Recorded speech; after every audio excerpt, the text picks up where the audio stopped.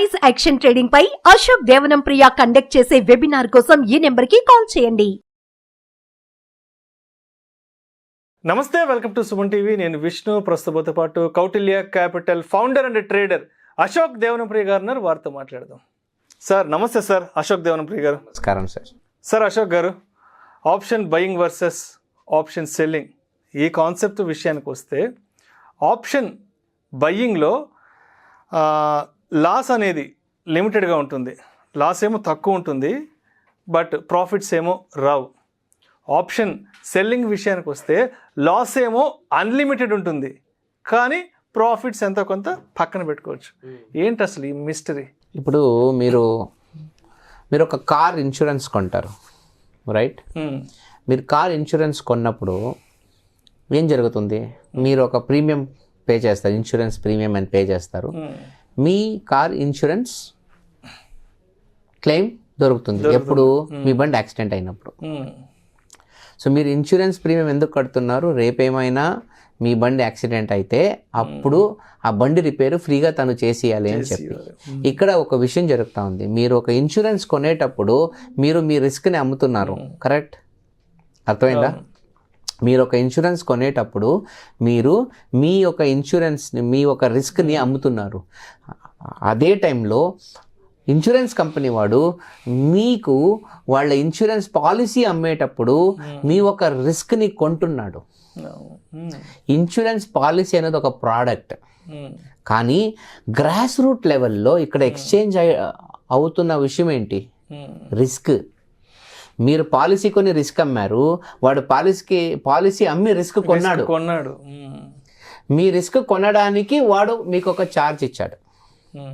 ఇప్పుడు జనరల్గా స్టాటిస్టికల్గా లాంగ్ టర్మ్లో ఎవరు డబ్ చేస్తారు? ఇన్సూరెన్స్ కొనేవాడా, ఇన్సూరెన్స్ కంపెనీనా?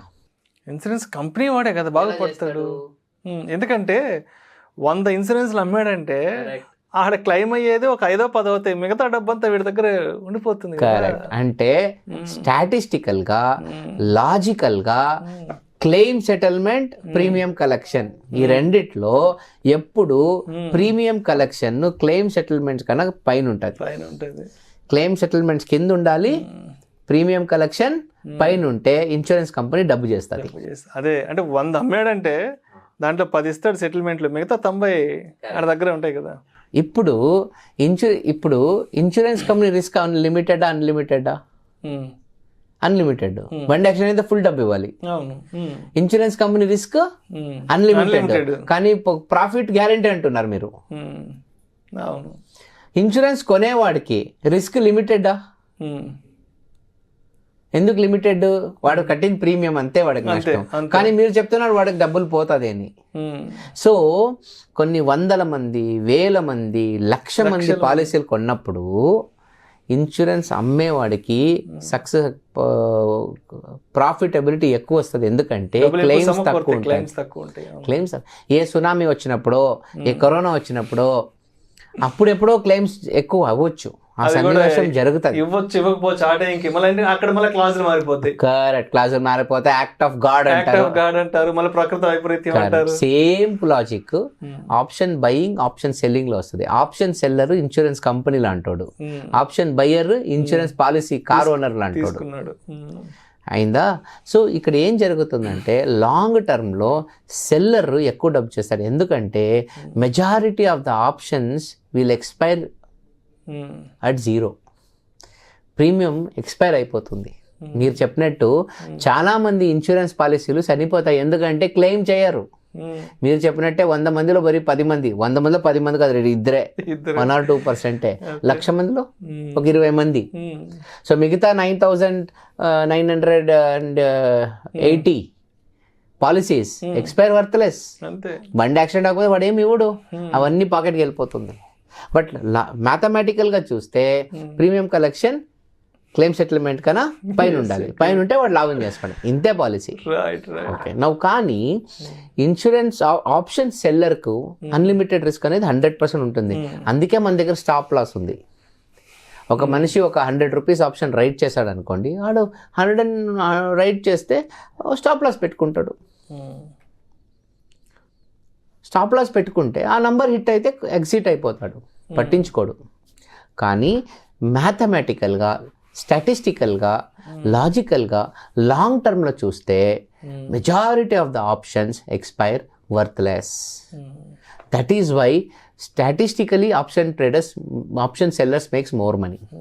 ఇప్పుడు ఇంకో 2 సినారియో ఉంది. మార్కెట్ ఏం చేస్తుంది? మార్కెట్ జనరల్గా ఒకటా పైకి వెళ్తుంది, లేదా సైడ్ వెళ్తుంది, లేదా కిందకు పోతుంది.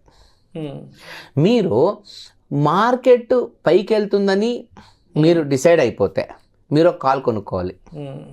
మార్కెట్ కింద పోతుందంటే మీరు ఒక పుట్ కొనుక్కోవాలి. జనరల్గా సింపుల్ నేకెడ్ ఆప్షన్స్. కానీ మార్కెట్ సైడ్కి పోతే మీ డబ్బులు పోయింది బయ్యర్కి. మార్కెట్ పైకి పోతేనే మీకు డబ్బు వస్తుంది. కానీ ఆప్షన్ సెల్లర్కి రెండు సినారీలు డబ్బులు వస్తుంది. మీరు ఒక్కసారి రైట్ చేస్తే ఏదో ఒక సైడ్ వేలో కూడా ఆప్షన్ రైటర్ డబ్బులు చేసుకుంటాడు. మార్కెట్ సైడ్కి పోయినా వాడికి అక్కడ తీటా డీకే అయిపోతుంది. సో స్టాటిస్టికల్గా ఆప్షన్ సెల్లర్కు 66-67-70% విన్ రేట్ పొటెన్షియల్ ఉంటుంది. ఆప్షన్ బయ్యర్స్కు 30% పైన విన్ రేట్ పొటెన్షియల్ ఉండదు. ఇప్పుడు ఇంకో ఎగ్జాంపుల్ ఇస్తాను. ఒక క్రికెట్ ఆడుతూ ఉంటారు. సో ఐపీఎల్ ఎగ్జాంపుల్ తీసుకుందాం. Let's say Deccan chargers versus RCB, right? For example మనం చూసే మ్యాచ్ చూస్తే మీకు టార్గెట్ 20 ఓవర్లకి 200 రన్స్ టార్గెట్ వచ్చింది. సపోజ్ 20 ఓవర్లకి మీరు 198 వస్తే మీరు గెలుస్తారా, ఓడిపోతారా? ఓడిపోతారు. సో 200 రానే రావాలి, అంతే, mandatory. Point number 1. Point number 2, 120 బాల్స్లోనే రావాలి. 121 బాల్ అవకాశం లేదు, ఛాన్స్ లేదు అక్కడ. ఆ టైం స్పాన్లోనే రావాలి, ఆ బాల్లోనే రావాలి, ఆ నంబర్ రావాలి. సో ఆప్షన్ బయ్యర్ అనేవాడికి వాడు అనుకున్న ప్రైస్ రావాలి, వాడు అనుకున్న డైరెక్షన్ రావాలి, వాడు అనుకున్న టైంలో రావాలి. ఈ 3 మర్జ్ అయితేనే ఆప్షన్ బయ్యర్ డబ్బు చేసుకుంటాడు. ఆప్షన్ సెల్లర్ అవంతా సీన్ లేదు.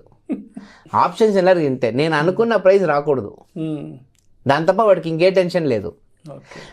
అకస్మాత్ అది వచ్చినా దానికి స్టాప్ లాస్ పెట్టుంటాడు. ఇప్పుడు నన్ను అడిగితే నేను 100% ఆప్షన్ రైటర్ని, మెజారిటీ ఆప్షన్ రైటింగే చేస్తా. నా బయింగ్ అని హార్డ్లీ 10-15-20% అనుకోండి. ఓకే, ఈ రీసెంట్గా లాస్ట్ మంత్ ఏదో ఒక ఇంజెక్షన్ ప్రాబ్లమ్ అని వచ్చింది ఆప్షన్స్ ట్రేడింగ్లో. దానివల్ల కొంచెం సమస్యలు వచ్చింది కానీ option selling always use to give good money for us. నేను primarily option writer, intraday trader, మీకు తెలుసు. నేను only Nifty, bank Nifty, fin Nifty తప్ప వేరేది ట్రేడ్ కూడా చేయను. సో అందువల్ల option traders will always have an edge statistically. గెలిచే అవకాశం ఆప్షన్ ట్రేడర్కి ఎక్కువ ఉంటుంది. సో ఈ ఒక ఆప్షన్ బయింగ్ రిస్క్ తక్కువ, ఆప్షన్ సెల్లింగ్ రిస్క్ ఎక్కువ, no, it has no meaning. Not taking risk is the biggest risk. ఏ రిస్క్ తీసుకోకపోవడమే పెద్ద రిస్క్, అదే పెద్ద ప్రమాదకరం. So that is the summary of our conversation. Thank you sir. Thank you so much Ashok గారు. Thank you sir. Suman టీవీలో మీ personal and business promotions కోసం కింది నెంబర్కి కాంటాక్ట్ చేయండి.